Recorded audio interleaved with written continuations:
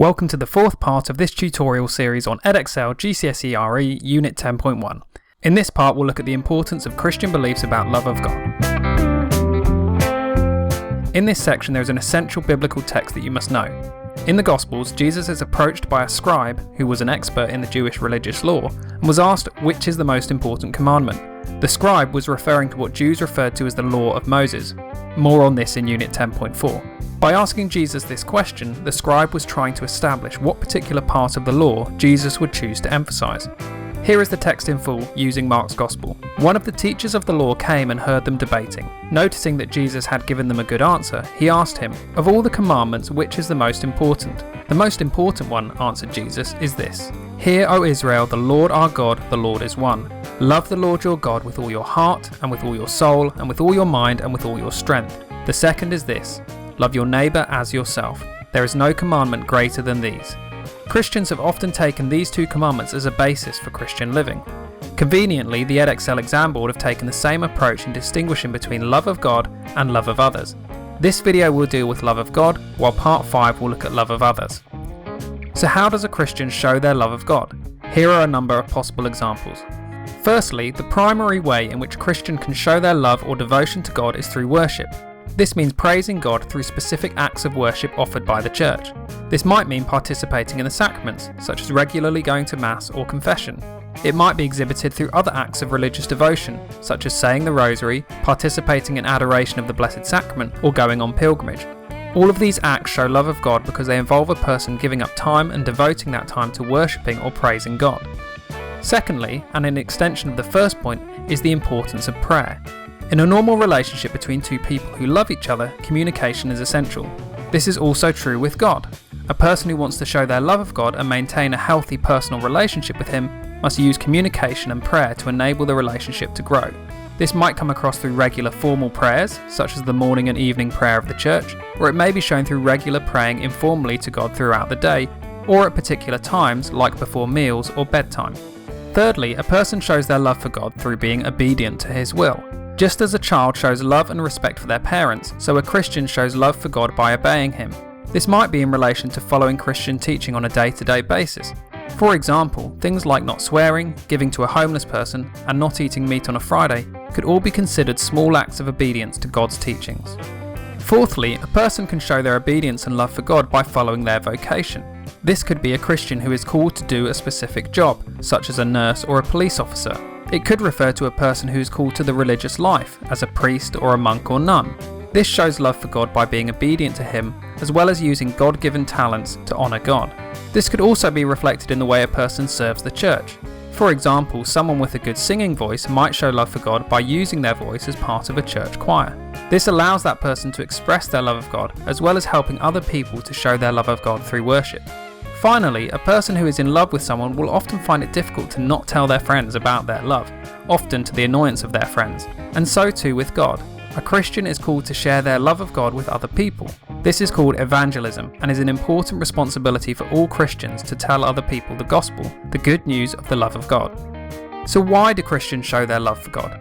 The first most obvious example has already been covered, because Jesus tells them to. In the passage we read, which was Mark 12:29-31, which you might want to try and remember, Jesus says it is one of the two most important commandments.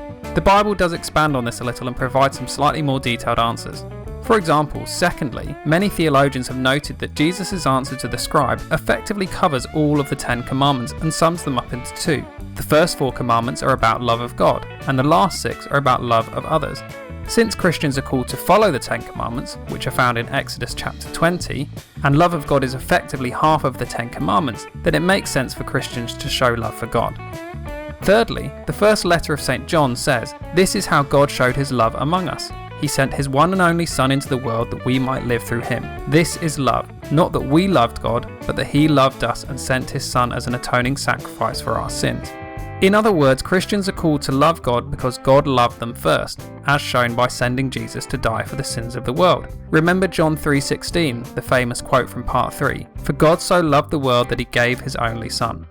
Fourthly, Christians are called to love God because God is their creator. In the same way that a child loves their parents just because they are his or her parents, Christians are called to love God because He created them.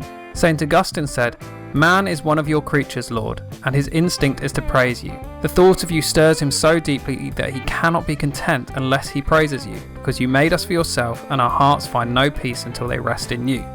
How can the love of God be shown through a religious community? Firstly, we must remember that when you see the phrase religious community in an Edexcel exam paper, it is referring specifically to a monastic community, i.e. monks or nuns who have taken vows of celibacy, poverty and obedience.